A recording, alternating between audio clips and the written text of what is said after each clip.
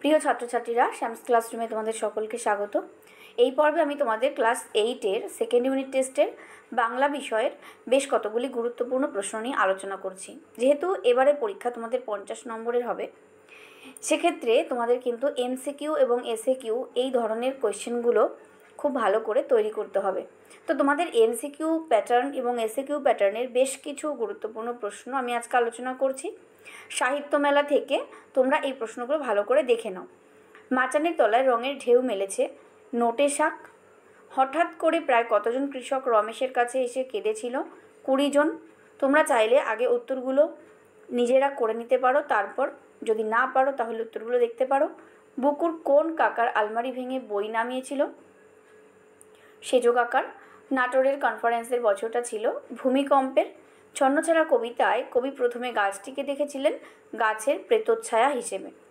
বেনি তাকিয়া ঠেস দিয়া তামাক খাইতেছে, সামনে কে বসেছিল? উত্তর হবে হালদার মহাশয়। নানান আখরে ভরি। এখানে আখরে শব্দটির অর্থ কি? বর্ণ। গাছের জীবন মানুষের জীবনের কি?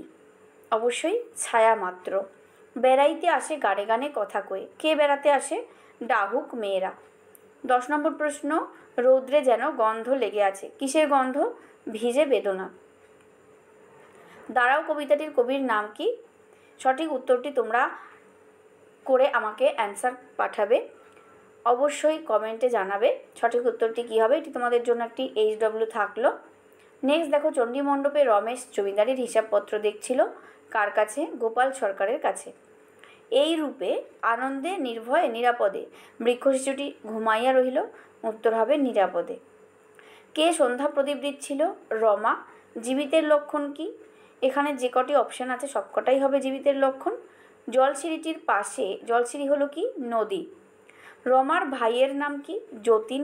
বুকুদের বাড়িতে ছেনুমাসিরা কোথা থেকে এসেছিল? উত্তরপাড়া থেকে। কি স্বপ্ন যে বাঁধিয়াছে ঘর? কোথায় ঘর বেঁধেছে? এখানে অপশানগুলো দেখো। উত্তর হবে হৃদয়ে।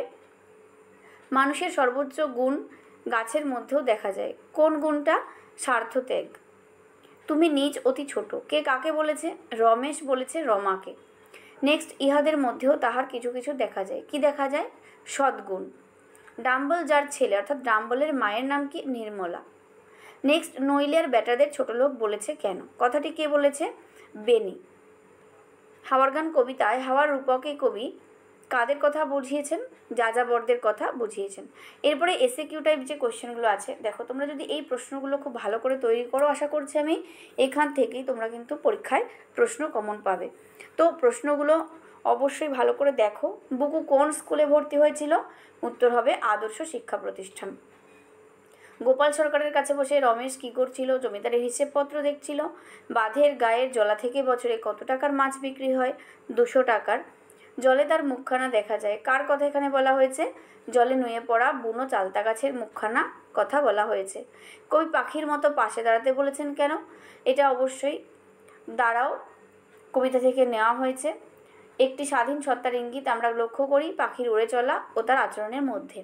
আর ঠিক সেই স্বাধীনতারই প্রয়োজন আর্ত নিপীড়িত দুঃখিত মানুষের।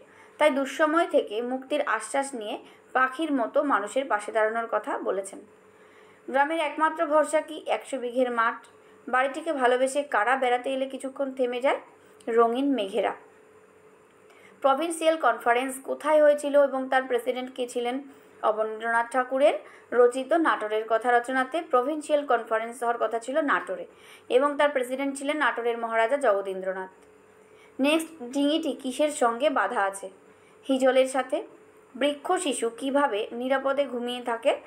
গাছের কথা গদ্যাংশে বীজের উপরের কঠিন ঢাকনার আড়ালে বৃক্ষ শিশু নিরাপদে নিদ্রা যায়। নেক্সট, বুকু কোন স্কুলে ভর্তি হয়েছিল? এটা আগে বললাম। হাওয়া কার কথা শোধায়? দাঁড়াও কবিতায় দাঁড়াও শব্দটি কতবার ব্যবহৃত হয়েছে? 9 বার। দাঁড়াও কবিতায় কবি কার কান্নার কথা বলেছেন? মানুষের।